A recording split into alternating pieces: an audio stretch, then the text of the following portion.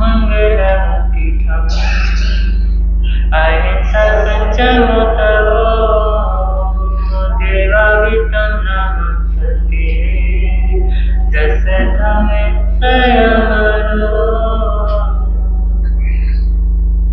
सर्वप्रथम तिनाना कार्याना काशनेश प्रभु परमात्मा श्रमण भगवान महावीर स्वामी जी के पावन श्री चरणों में हृदय की गहराइयों से अनंत अनंत बार वंदना। समस्त गुरु भक्तों के पावन श्री चरणों में वंदन नमन सरस्वत नमन। पाठ में विराजे मधुर वक्ता सेवा श्रमण परम श्रद्धेय परम पूज्य गुरुदेव श्री रचित मुनि जी महाराज साहब के पावन श्री चरणों में सरस्वत नमन एवं मेरे आनंद श्री ओजस स्वामी जी तथा इस भगवान महावीर दरबार में पधारे जिन शासन के प्रेमियों एवं माताओं बहनों आप सभी का इस प्रार्थना कालीन धर्म सभा में श्रीमद उत्तराखंड शुद्ध देव की पावन आराधना के पावन पलों में हार्दिक हार्दिक स्वागत करता हूँ।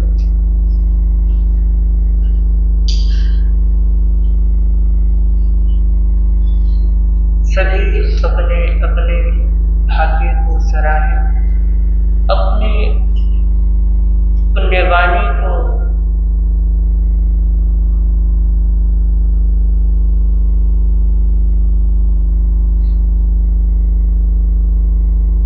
देखते हुए समझते हुए अपने सौभाग्य को सराहें और सोचिए कि हम कितने भाग्यशाली हैं जो हमें पंचम आर्य में प्रभु महावीर की अमृत धारा अमृत वाणी सुनने को मिली। तो हम प्रभु वाणी में श्रीमद उत्तराखंड शुद्ध देव को पढ़ें, उससे पूर्व उसकी महिमा को गाने वाला उसकी महिमा को बताने वाला वही गीत एक बार हम फिर दोहराते हैं। वीर प्रभु की अंतिम वाणी, वीर प्रभु की अंतिम वाणी, उतरा नयन को जय जिनवाणी बोलो, जय जिनवाणी बोलो, उतरा नयन में गुंजित होती, उतरा नयन में गुंजित होती, प्रभु शिक्षा अपना लो, जय जिनवाणी बोलो, जय जिनवाणी बोलो, मंगलकारी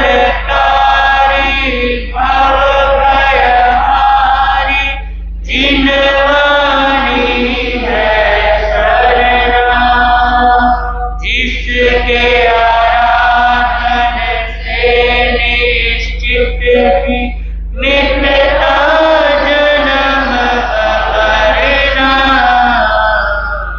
पाप कर्म को छोड़ के अब तो, पाप कर्म को छोड़ के अब तो जिनवाणी के बोलो, जय जिनवाणी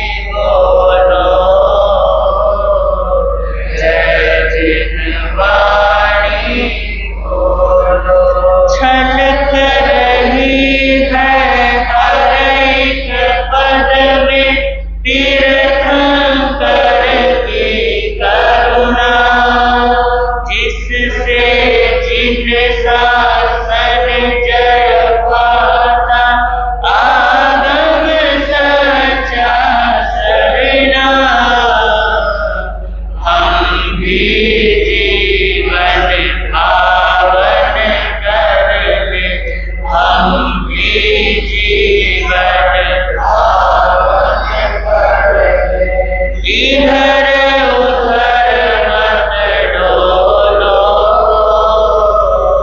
जय जिनवाणी बोलो,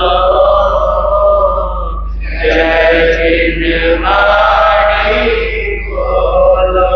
जिससे होता तीर्थ का पोषण, जो है साधक सारा, हेय गेय और उपादेय का मिलता बोध निराला। महावीर की श्रेष्ठ निशानी, महावीर की अनुपम वाणी, जिन वाणी को पी लो, जय जिनवाणी बोलो, जय जिनवाणी बोलो। उत्तरायण में कुंजित होके, उत्तरायण में कुंजित होके, प्रभु शिक्षा बना लो, जय जिनवाणी बोलो, जय जिनवाणी बोलो। बोली श्रीमद उत्तरायण श्रुतदेव भगवान की जय।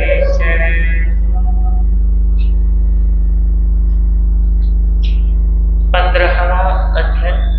आज 2 अध्ययन होंगे, 15वां और 16वां। 15वां अध्ययन सभिक्षु। मौनं चरिष्यामि समीच धम्मं, सह्ये उजुगरे नियान छिन्ने, संथवं जहेज एकाम कामे, अन्नाय एसी परिवेश भिक्खु, रावो वरेयं चरे जलाढे, विरहे वियमियाय रखिए, पन्ने अभिभूय सावधान से, जय कम की वीणा मुझिए सभिक्खु, अकोस वह हम वितु धीरे, मुनि चरे लाढे निश्चय बुद्धि, अवागमने असंपहिच्छे, जगतीनम अहियासय सभिक्खु, पंतं शयनासनं भयिता, स्यूनं विविहं चलन्तं वसग, अवागमने असंपहिच्छे, जगतीनम अहियासय सभिक्खु, नो सकय मिच्छयिना कोयं, नो वियत् वदनगं कुवोपशंसं, से संजय सुवहे तव से, साहि आयग विषय सभिक्खु, जेन गुणो जहाई दिव्यं, मोहं वकसीनं नियच्छये, नर नरिं पजहे सतवसे, नय गोहलं उवे सभिक्खु, छिन्नं सरं भूममन्तलिखं,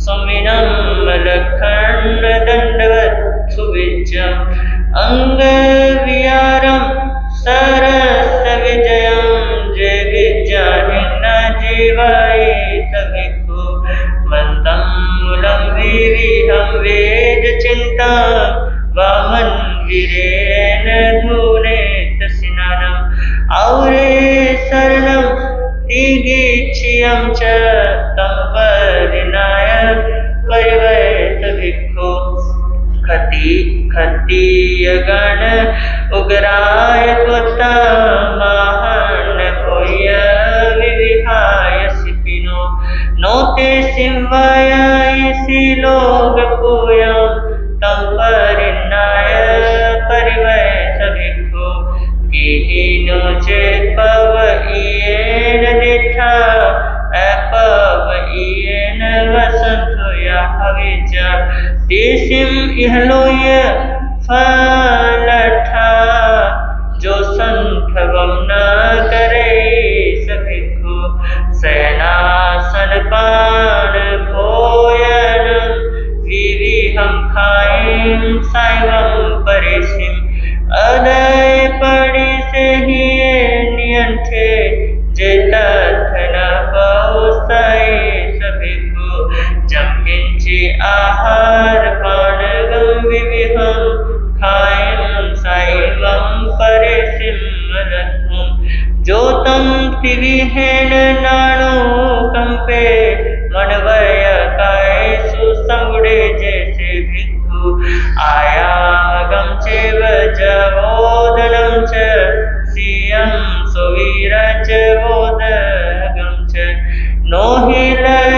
पिंडम निरसं तो पंतकुलायं परिवय सभिक्षु सदा विविहा भवन्ति लोये दिवा मनुष्यगतः तिरिच्छा भीमा भय भैरवा उरना सोचान विजय सभिखो वारं विविहं समिच्चलोये सहे ख्याणं गया पुण्यप्पा वन्ने अभिभूय सवदन्ति वसन्ते अभिभेदय सभिखो ऐसे जीवी अगिहे अमिते जे इंद्रिय स्वभाव वे प्रमुखे अनुकसाई लहुआ पभखे चिंचा के हमें गचरे सभिखो देवी 16वां अध्याय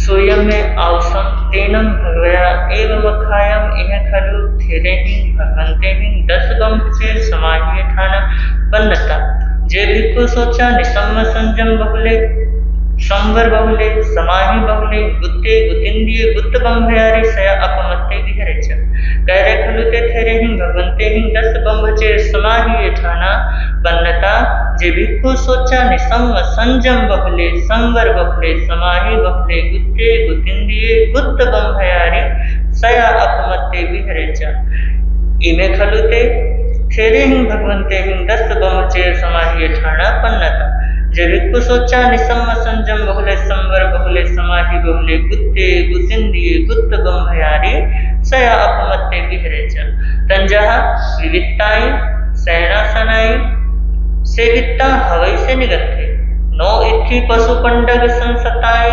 सैनासनाय सेविता हवै से निगंथे तम कहमिति चे आइडिया निगंथस्य खलु इत्थि पशु पंडग संसताय सैनासनाय सेवमानस्य बंभयारिस्य बंभचेर शंका वा कंखा वा वियगिच्छा वा समुपजिज्जा भेदं वा लभिज्जा उमायं वा पौनिज्जा दिहकाल्यं वा रोगायंकं हविज्जा केवली पन्नताओ धम्माओ भंसेज्जा तम्हानो इत्थि पशु पंडग संसतायं सैनासनायं सेविता हवै से निगंथे नो इच्छेनं कहं कहिता हवै से निगंथे तम कहमिति चे आइडियाः निगंथस्य खलु इच्छेनं कहं कहमानस्य बंभयारिस्य बंभचेर शंका वा कंखा वा वियगिच्छा वा समुपजिज्जा भेदं वा लभिज्जा उमायं वा पौनिज्जा दिहकाल्यं वा रोगायंकं हविज्जा केवली पन्नताओ धम्माओ भंसेज्जा तम्हानो इच्छेनं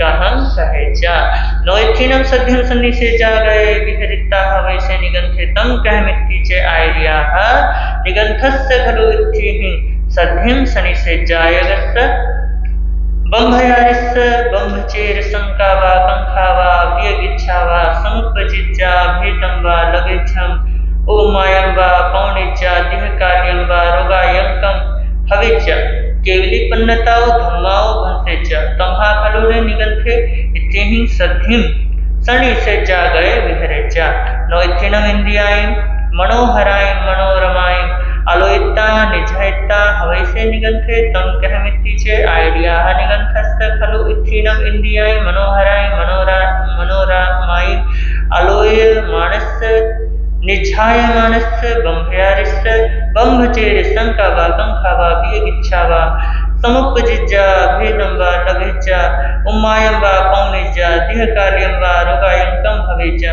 केवलीपन्नताओ धम्माओ हंसेज्जा तमः खलु नो निगंथे इत्थीनम इंद्रियाय मनोहराय मनोरमाय आलोयज्जा निवा निज्जायज्जा नो इत्थीनम कुडंतरं सिवा दुसंतरं सिवा वितंतरं सिवा कोई य सद्दम वा रूय सद्दम वा गिय सद्दम वा हस्य सद्दम वा थणिय सद्दम वा कंदिय सद्दम वा वीय सद्दम वा सुनिता हवै से निगंथे तम कहमिति चे आयर्या निगंथस्य खलु इत्थीनम कुडंतरं सिवा दुसंतरं सिवा भित्तंतरं सिवा कूय सद्दम वा रूय सद्दम वा गिय सद्दम वा हस्य सद्दम वा थणिय सद्दम वा कंदिय सद्दम वा विलवीय सद्दम वा सुने मानस बंभयारिस बंभचेर संकावा कंखावा वियगिच्छावा समुपजिज्जा भेदं वा लभेज्जा उम्मायं वा पौनेज्जा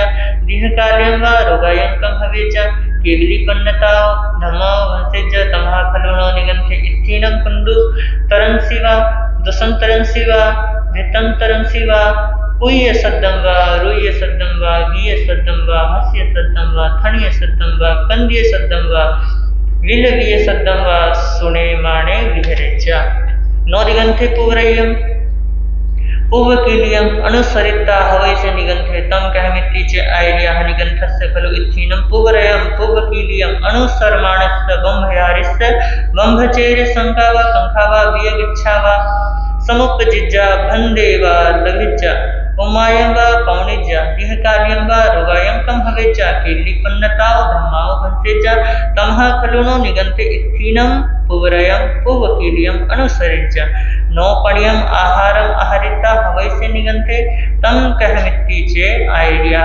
निगंथस्य खलु पण्यम आहारम आहारे मानस्य बंभयारिस बंभचेरे संकावा कंखावा वियगिच्छावा समुपजिज्जा भेदं वा लभिज्जा उम्मायं वा पौनिज्जा दीर्घकार्यं वा रोगायंकं भवेज्जा केवलीपन्नताओ धम्माओ हंसेज्जा तमः खलु नो निगंथे पण्यम आहारम आहारेज्जा नो अयि मायाए पाणभोजनम आहारिता हवै से निगंथे तम कहमिति चे आयर्याः निगंथस्य खलु आई मायाए पाणभोजनम आहारे मानस्य बंभयारिस्य बंभचेरे संकावा कंखावा वियगिच्छावा समुपजिज्जा भेदं वा लभेज्जा उम्मायं वा पौनिज्जा दिहकार्यं वा रोगायंकं भवेज्जा केवलीपन्नताओ धम्माओ हंसेज्जा तमः खलु नो निगंथे अयि मायाए पाणभोजनम आहारेज्जा नो विभूषानुवाय हवै से निगंथे तम कहमिति चे आयर्याः विभूषावन्तिये विभूषिये शरीरे इत्थि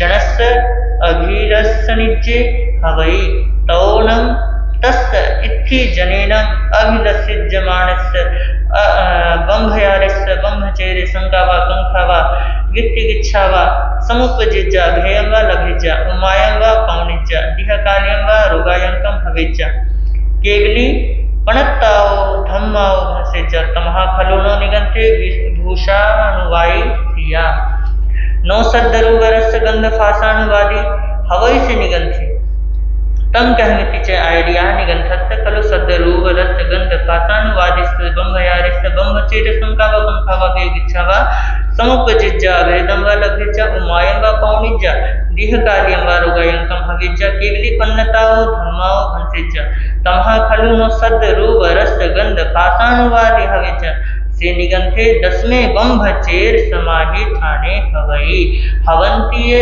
इत्थ सिलोगा तंजाहा जम विवितमन इन्नम रहियम इति जनिनय बंभचेर सरखठा आलयम तु निवेश मन पढ़ाय जननी काम राग विवधनी बंभचेर रौभिको थिकहं तु विभजय समं च संखवं थेहि संकहं च अभिखण बंभचेर रौभिक निच सो परिवजय अंग पचंग संठानं चारुल लवि प्रियम बम्भचेररौथिनं चकोगिछं विभज पूयं रूयं गियं हसियं थडिगन्धियं बम्भचेररौथिनं सोयगिछं विभजय हातं कीडं रयं दप्पं सहसा वित्तासियाणीय बम्भचेररौथिनं नाडु चिन्ते कयायिगे पाणियं भट्टपाणं तु क्षिपं माया विवढनं बम्भचेररौ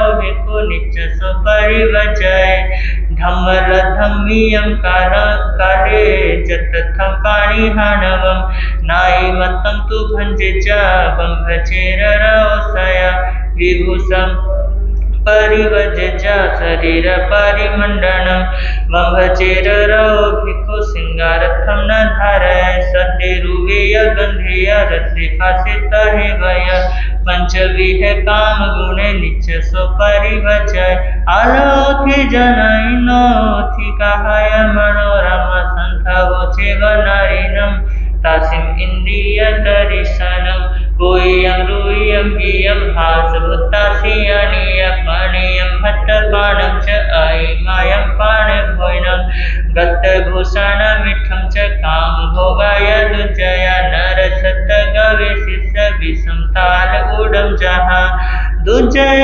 कामभोगेय नित्यसो परिवजय संकाठाननि सबाणि वज्जे च पाणिहानवं धम्मारामे चरे भिक्खुधि इमं धम्मसारहि धम्मारामे राय दन्ते बम्भचेर समाहिये देवदानव गन्धर्वा जठरखस किन्नरा बम्भयारिं नमः दुःखरं जे करन्ति तं एष धम्मे धुवे निच्चे सासय जिनदेशिये सिद्धा सिद्धन्ति चानेनं सिद्धि सन्ति तहावरे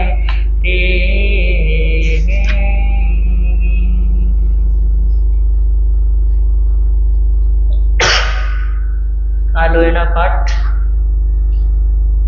पढ़ने जो भी रुच लगा है श्रीयाग में देवी है मन्नते कंजाहा सुतग में अथाग में तदोभ्याग में एक हवा शुद्ध ज्ञान के विषय में जे कोई अतिचार लाग्या होए तेने आलम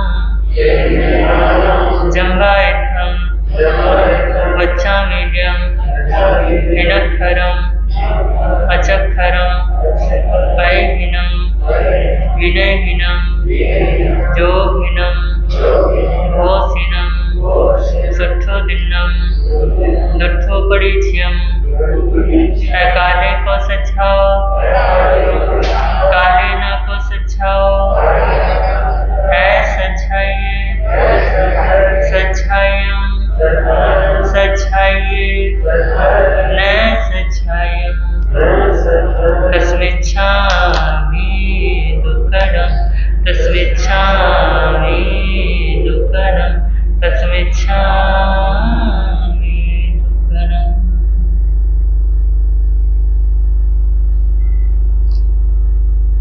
आप सभी ने मूल पाठ का उच्चारण किया। जिनवाणी की पवित्र गंगा या यूं कहूं जिनवाणी की श्रुत गंगा भगवान से गणधरों ने सुना। फिर गणधरों ने उस अर्थागम को सूत्रागम में क्या किया, गूंथा, संकलित किया। फिर उनके निर्वाण के बाद जम्बू स्वामी की जिज्ञासा से, उनके अंदर क्या थी, जिज्ञासा थी। उनकी जिज्ञासा से सुधर्मा स्वामी के अंतर जगत में प्रतिष्ठित श्रुत देव को पुनः उच्चारित किसने करवाया, जम्बू स्वामी जी ने। किसके द्वारा, अपनी जिज्ञासा। तो जम्बू स्वामी कहते हैं आचार्य सुधर्मा को कि आपने प्रभु से क्या क्या सुना है, आपने क्या क्या प्रभु की बातें सुनी हैं, आपको प्रभु ने क्या क्या कहा है। भगवान की वाणी निधि, उनके वचनों का खजाना आपके हृदय की तिजोरी में जो विराजमान है, एक बार मुझे उस जिनवाणी के क्या करा दीजिए, एक बार उस जिनवाणी के दर्शन करा दीजिए। ये कौन कह रहे हैं? आचार्य जम्बू स्वामी, अपने आचार्य गुरु भगवंत। उस टाइम वो आचार्य नहीं है, अपने गुरु के शिष्य हैं। तो एक शिष्य अपने गुरु को इस प्रकार कह रहे हैं, और जम्बू की पिपासा ने, जम्बू की प्यास ने इन आगमों को हमारे समक्ष लाने में क्या किया है? बहुत बहुत सहयोग किया है। इसके लिए भगवान के निर्वाण के बाद सुधर्मा स्वामी और जम्बू स्वामी, इन दोनों की आदर्श गुरु और शिष्य की क्या है? जोड़ी है, जो इस श्रुतदेव को हमारे बीच में क्या रखा? जीवित रखा। इसलिए उनका अनंत क्या है? हमारे ऊपर अनंत उपकार है। उनके उपकार के प्रति हम सभी क्या करें? हृदय से आभार व्यक्त करें उनके प्रति कि उनके द्वारा हमें क्या मिली? यह धरोहर मिली। अगर जम्बू स्वामी सवाल ना करते, अगर जम्बू स्वामी आचार्य सुधर्मा से ना पूछते, तो ये श्रुत देव हमारे समक्ष ना होता। तो उनकी जिज्ञासा से ये जो श्रुत खजाना है, जो श्रुत निधि है हमारे पास, उनको हम क्या करते हैं? हृदय से याद करते हैं। उनके उपकार को हम क्या करते हैं? उनके उपकार को अपने वंदन के द्वारा, श्रद्धा के द्वारा व्यक्त करते हैं, और हृदय की गहराइयों से उनको क्या करते हैं? नमन करते हैं। ये जो श्रुत आराधना चल रही है, इसमें थोड़ा सा भी भाव आपके अंदर श्रुत देव के प्रति क्या हो जाए? भाव आ जाए, तो यही हमारी क्या है? यही हमारी निधि है, यही हमारा खजाना है, यही श्रुत देव की क्या है? पूजा है। तो चलिए देखिए, आज का अध्ययन 2 अध्ययन है। एक है सभिक्षुक, एक है ब्रह्मचर्य समाधि स्थान। सभिक्षुक कौन? देखिए, इस अध्ययन में हर गाथा के बाद में क्या कहा गया? सभिक्षु, सभिक्षु, सभिक्षु। तो हो सकता है इस वजह से इस अध्ययन का क्या रखा गया हो? नामकरण किया गया हो। और इस अध्ययन में भिक्षु के संयमी जीवन को परखने के लिए उन गुणों का वर्णन किया गया है जो उसमें धार्मिक मर्यादा के अनुसार क्या समझे जाते हैं? सही समझे जाते हैं। तो सवाल आता है कि सभिक्षुक कौन? तो कहते हैं कि सभिक्षुक वो जिसकी साधना में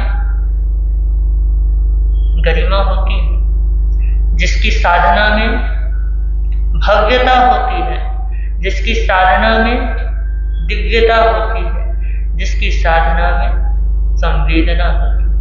आप कुछ भी समझ लो, इनमें से कोई भी शब्द समझ लो, दिव्यता, भव्यता, गरिमा, संवेदना, कुछ भी समझ लो। तो संवेदना जो शब्द है, बड़ा ही क्या है? प्यारा शब्द है। कहते हैं कि जितनी संवेदना बढ़ती चली जाती है, किसके अंदर? व्यक्ति के अंदर। जो भिक्षु बना हुआ है, साधु बना हुआ है, उसके अंदर जितनी संवेदना बढ़ती चली जाती है, वह अच्छा साधु, सद भिक्षु, अच्छा संत क्या हो जाता है? अच्छा संत बन जाता है। संबंध में कुछ शब्द आते हैं। एक शब्द आता है भिक्षु, एक शब्द और आता है निर्ग्रंथ, एक शब्द और आता है, क्या आता है, श्रवण, एक शब्द आता है साधु, एक शब्द आता है संत। इस प्रकार के कई शब्द क्या होते हैं साधुओं के लिए प्रयोग होते हैं। देखिए जो संत शब्द है, संत कहते हैं कि जो संत हो जाता है, जो संत बन जाता है, उसके बाद अरिहंत बनना क्या रहता है, अरिहंत बनना शेष रहता है।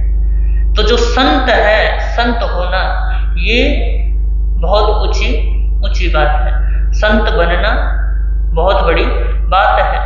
तो संत देखा जाए तो चौथे आर्य में ही हुआ करते थे। आजकल तो पंचम आर्य में साधु हो जाए वही बहुत क्या है, वही बहुत बड़ी बात है। क्योंकि पंचम आर्य का प्रभाव समझो कि हम क्या नहीं हो पा रहे, संत नहीं हो पा रहे, साधु ही है। इस आर्य में साधु का होना ही क्या है, बहुत बड़ी बात है। साधु का मतलब क्या है, साधु का मतलब ये है कि जो साधना क्या कर रहा है, साधना कर रहा है, जो स्वयं को क्या कर रहा है, साध रहा है, जो स्वयं के जीवन को संवारने में क्या किया, लगा हुआ है, और जीवन को संवारते हुए अपनी बुराइयों को क्या कर रहा है, अपने बुराइयों को देख रहा है। क्योंकि बुराइयां क्या है, बहुत है। साधु सोच रहा है कि मेरे को इन कमियों को क्या करना है, खत्म करना है, उन कमियों को दूर करना है। कसाइयों की वजह से, विषयों की वजह से कमियां बार बार क्या हो जाती है हमारे अंदर, वो जो कमियां हैं बार बार अंदर आ जाती हैं। फिर क्या करना, उन कमियों को देखना, फिर उन्हें रोकना, फिर उन्हें संभालना, फिर वहां संभलना, ये साधु की चर्या है। इन सब प्रक्रियाओं से जो गुजरता है उसे क्या कहते हैं, उसे साधु कहते हैं। और साधु की शुरुआत है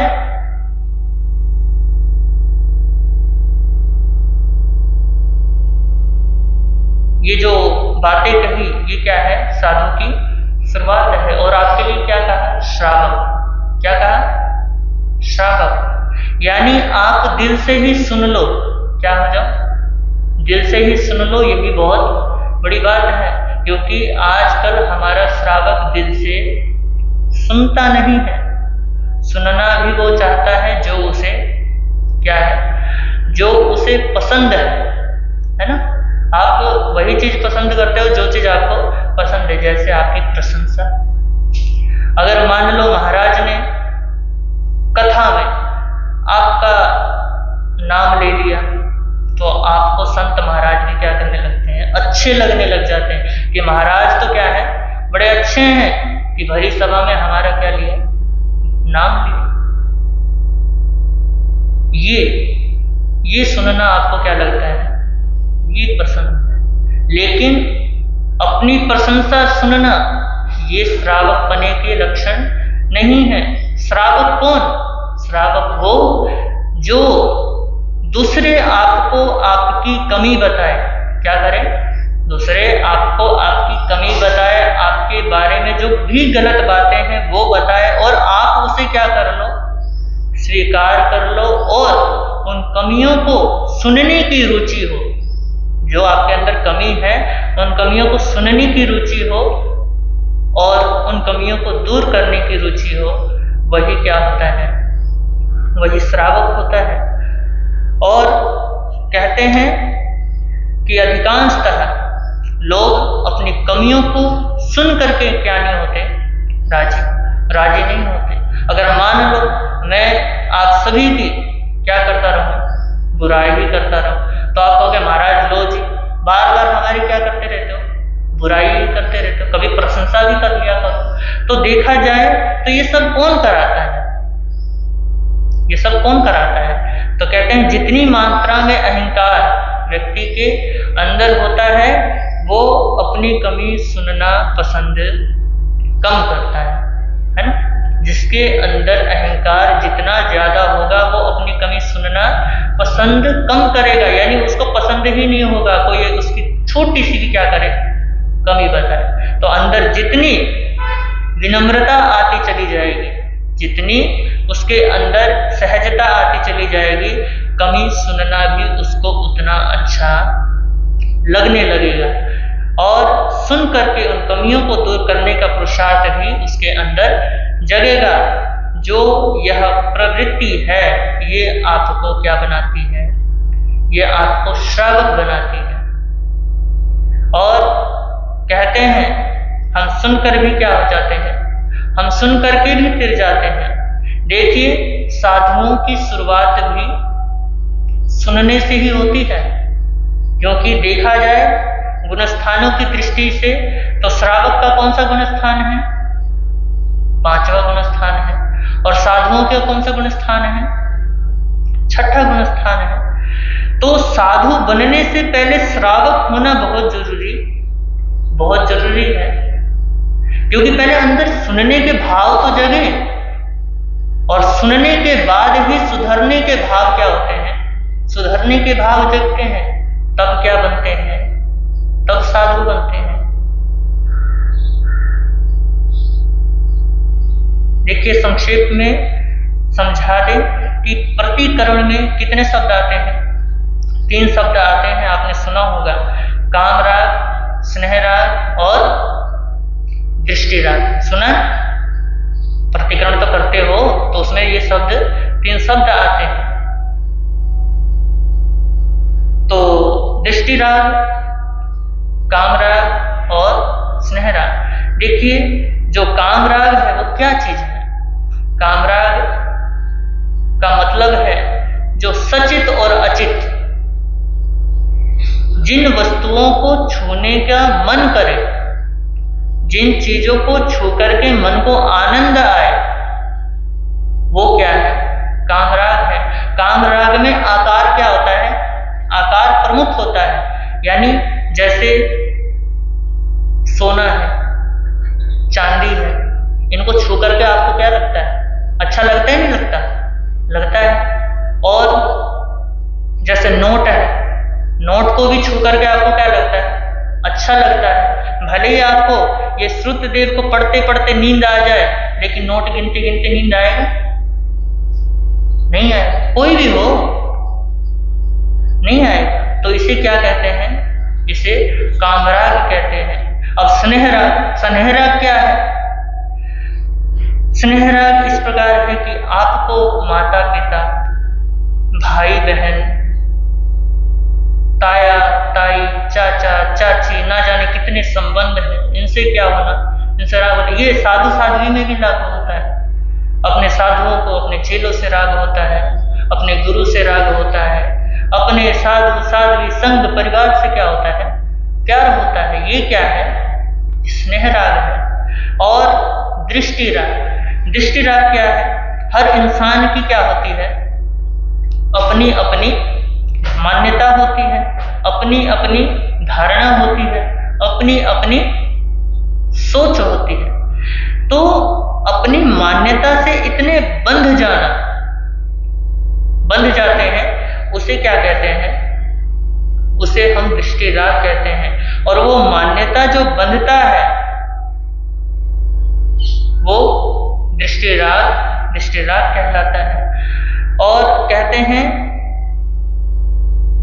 कि दृष्टिराग जो हम अपनी मान्यता को मानने लगते हैं, यहीं से क्या होता है? कट्टरवादिता पैदा होती है। और हम अपने संग समाज, यानी कोई किसी पार्टी को मान रहा है, कोई किसी पार्टी को मान रहा है, कोई किसी संप्रदाय को मान रहा है, कोई किसी संप्रदाय को मान रहा है, ये सब क्या है?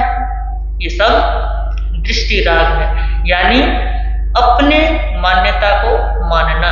देखिए दृष्टि का मतलब होता है दर्शन, दृष्टि का मतलब दर्शन, और दर्शन का मतलब मान्यता, सोच।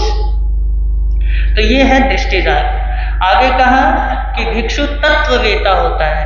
इस अध्ययन में कहा गया कि तत्ववेता होता है और भय से रहित होता है। तत्व 9 तत्वों का जो क्या है, ज्ञाता है। तत्व किसे कहते हैं? जो रहस्य है। तत्व का मतलब रहस्य, यानी जो रहस्यों को जानता है 9 तत्वों के, जीव अजीव जितने भी तत्व हैं उन सबको जानता है, तो वो भय से क्या हो जाता है? भय से रहित हो जाता है, क्योंकि उसको पता चल चुका है आत्मा क्या है, अमर है, तो मृत्यु से भी उसको भय नहीं होता। तो अभय जब हो जाता है तो फिर उसके बाद संयम में क्या आती है? प्रबलता आती है। फिर साधु क्या हो? निश्चल हो। क्या हो?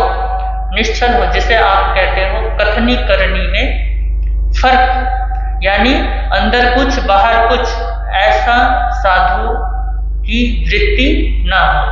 तो संयम में प्रबलता आती है, फिर साधु निश्चल हो, अंदर कुछ बाहर कुछ, इस प्रकार के उसके भाव ना हो। तो दोनों में क्या हो? समानता हो। देखिए कई बार साधु संतों को क्या हो जाती है? अपने सम्मान का क्या हो जाता है? बड़ा भय रहता है कि कहीं हमारी बेइज्जती ना हो जाए, हमारी कहीं कोई इंसल्ट ना कर दे। तो परमात्मा कहते हैं कि तुमने जो दोष क्या किए हैं, दोष का सेवन किया है, उसको क्या करो? निंदा ग्रहा करो। उसको क्या करो? भरे बाजार में तुम क्या करो? उसको भरे बाजार में गाओ। तुम्हारी निंदा को सुनकर के सामने वाला तुम्हारी प्रशंसा करना, तुम्हारा सम्मान करना बंद कर दे, वो चलेगा, लेकिन तुम झूठी प्रशंसा लोगों की लेकर के कहाँ जाओगे? वो झूठी प्रशंसा तुम्हारा अहंकार ही क्या करेगा? अहंकार ही बढ़ाएगा।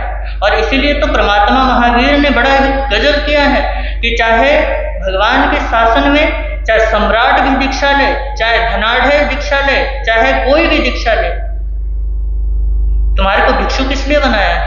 पात्रे उठाओ और सीधा घर जाओ, भिक्षा मांग करके लाओ। अहंकार क्या होना चाहिए? अहंकार टूटना चाहिए। कई बार संत ऐसा होता है कि कई बार खुद का क्षेत्र होता है तो सोचते हैं यार लोग सोचेंगे कि लो जी गोचरे लेने जा रहे हैं। तो कई बार साधु भी क्या कर जाता है? नहीं जी मैं क्या नहीं करूँगा, गोचरे लेने नहीं जाऊँगा। तो भगवान कह रहे हैं कि अहंकार से क्या होना है?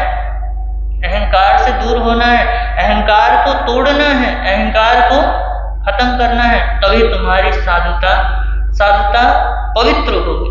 और फिर कहते हैं कि साधु ग्रंथियों से क्या होता है? ग्रंथियों से रहित होता है। ग्रंथियां क्या होती? गांठ। जिनके अंदर गांठ हो वो साधु नहीं होता। तो यह है 15वें अध्ययन का सार। अब चलते हैं गीतिका में, फिर 16वें अध्ययन के बारे में बात करते हैं।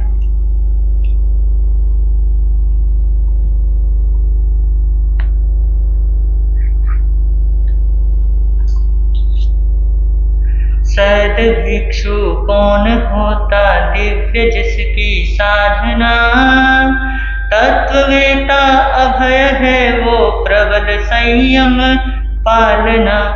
अप्रमादी निष्कपट है शेष न कोई कामना, ग्रंथियों को भेद कर संबुद्ध जिसकी चेतना। ग्रंथियों को भेद कर संबुद्ध जिसकी चेतना। वीर प्रभु के अंतिम वाणी, वीर प्रभु के अंतिम वाणी। सुन लो और सुना लो, जीवन धन्य बना लो, जीवन उत्तरायण में गुंजित होती, उत्तरायण में प्रभु शिक्षा बना लो, जीवन धन्य बना लो, जीवन। भिक्षु वही जो सर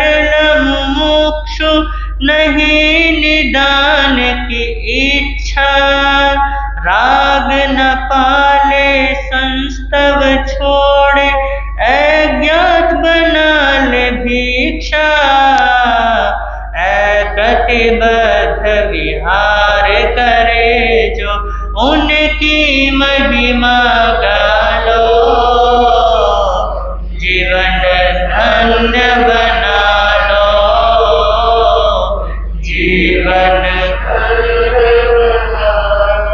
आत्मरक्षक प्रज्ञाधारी जिन वाणी का ज्ञाता, राग मुक्त हो परिशह जीते सदाचार अपनाता। आत्मतुल्य है प्राणी सारे, आत्मतुल्य है प्राणी सारे। मूर्छा भाव हटा लो, जीवन लो, जीवन मंत्र मूल औषध से कोई नहीं उपचार बताता। रोग आदि से आतुर होकर स्वजन शरण नहीं जाता। श्लाघा निंदा करे न भिक्षु, श्लाघा निंदा करे न, हेय समझ के टाड़ो, जीवन धन्य बना लो,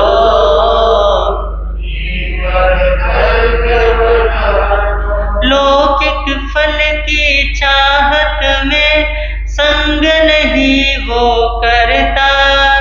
भिक्षा कोई ना भी दे तो समता में वो रमता।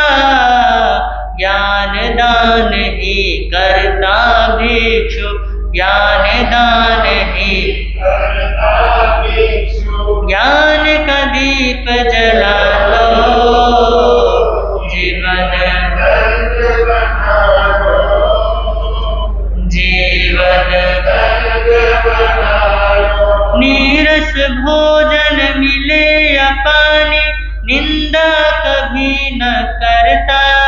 प्रांत कुलों से भिक्षा लेता, संभवों में रहता।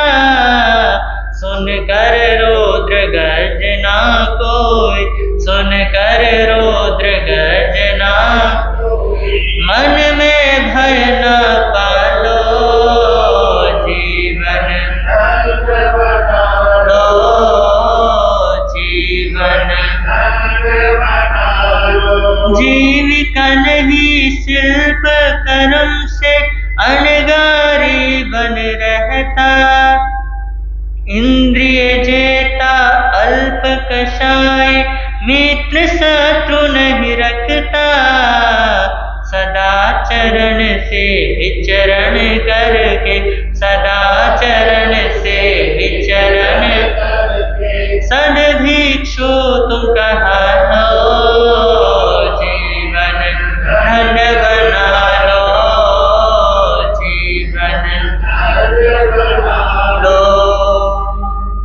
16वां अध्ययन। 16वें अध्ययन का नाम है ब्रह्मचर्य समाधि स्थान। देखिए, मध्ययुगीन कुछ संप्रदायों को छोड़कर ऐसी कोई धार्मिक परंपरा नहीं है जिसमें ब्रह्मचर्य का क्या ना हो, वर्णन ना हो। ब्रह्मचर्य को आवश्यक एवं अनिवार्य माना गया है हर संप्रदाय में, सिर्फ मध्ययुगीन परंपरा को छोड़ के, आजकल के जमाने को छोड़ के, यानी पाश्चात्य दर्शनों को छोड़ के। जैन धर्म के देखिए 5 यमों में, नियमों में ब्रह्मचर्य को क्या दिया है, स्थान दिया गया है। और साधु के लिए इसे सर्वकालीन, यानी आजीवन इसका क्या करना है, इसका पालन करना है। और गृहस्थ के लिए भी मर्यादा पूर्वक ब्रह्मचर्य का क्या दिया गया है, वर्णन दिया गया है कि आप इसको मर्यादा पूर्वक ब्रह्मचर्य का क्या करो, पालन करो। और वैदिक संप्रदाय की जीवन साधना के 4 पड़ावों में गृहस्थ, वानप्रस्थ और संन्यास का जो मूल है ब्रह्मचर्य को ही ब्रह्मचर्य को ही माना गया है, इसे जीवन की आधारशिला कहा गया है। कोई भी किशोर 25 वर्ष की आयु तक क्या रहता है, ब्रह्मचर्य का पालन जरूर उसको करना चाहिए।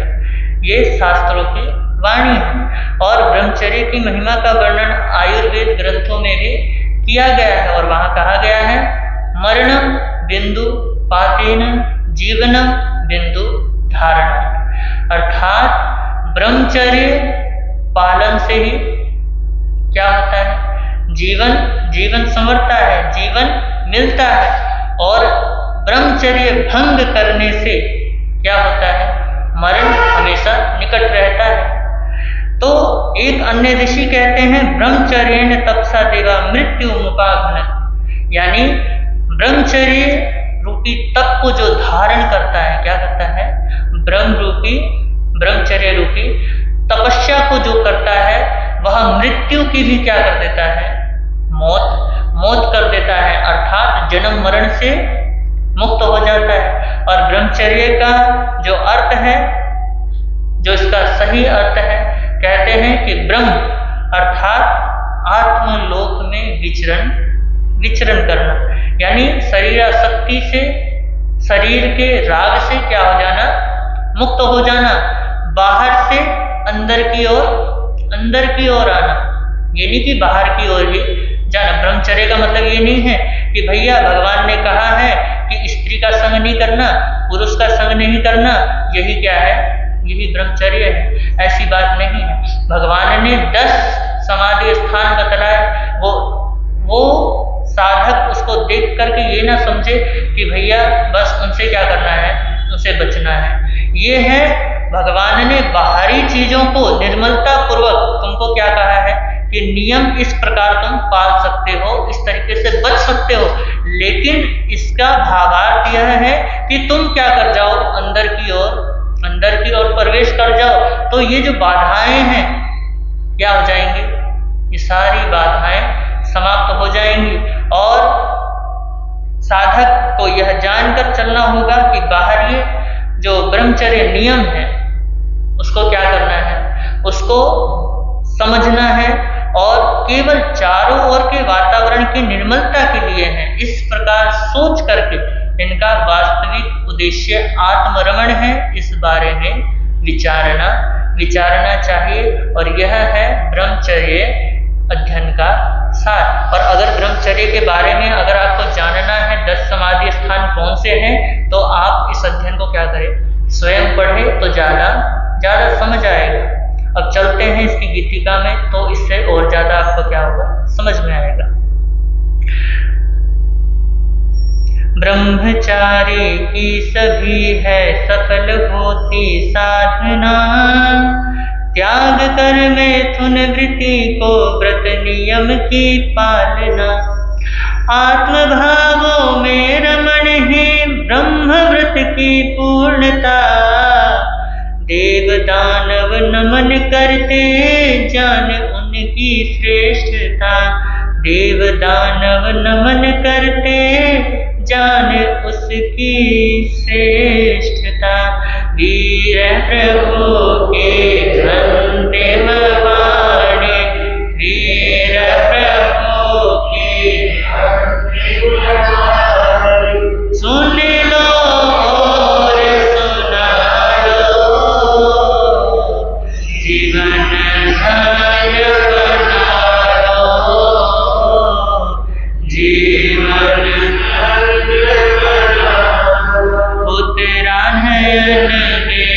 गुंजित होते प्रभु शिक्षा बना लो, जीवन धन्य बना लो, जीवन निर्ग्रंथ धर्म में बतलाए है ब्रह्म समाधि साधन, सम्यक आराधन से होता भिक्षु व्रत का पालन, उनको सुन कर और उनको सुनकर और धर्म का मर्म निकालो, जीवन बना लो, जीवन। शील व्रती नहीं होता केवल तन आसक्ति तजना, शुभ भावों से भावित होना, अंतर शुद्धि करना, संयम संवर की चर्या से, संयम संवर ब्रह्म समाधि पालो, जीवन धन्य बना लो, जीवन। सभी इंद्रियों का संयम हो पापों के वर्जन में, निश्चय से तो ब्रह्म समाधि होती आत्मरमण में। साधन की शुद्धि के बल पर, साधन की शुद्धि के बल पर सिद्धि साध्य बना लो, जीवन धन्य बना लो, जीवन धन्य बना लो। ब्रह्मचर्य का दुष्कर व्रत जो निष्ठावान निभाते, सुर असुर सब वंदन करते, उनकी महिमा गाते, सिद्ध अनेकों हुए पाल के, सिद्ध अनेकों हुए पाल के, सिद्धि का सुख पालो, जीवन धन्य बना लो, जीवन धन्य बना लो। उत्तरायण में गुंजित होती, उत्तरायण में गुंजित होती, प्रभु शिक्षा बना लो, जीवन धन्य बना लो, जीवन धन्य बना लो। बोले श्रीमद उत्तरायण श्रुत देव भगवान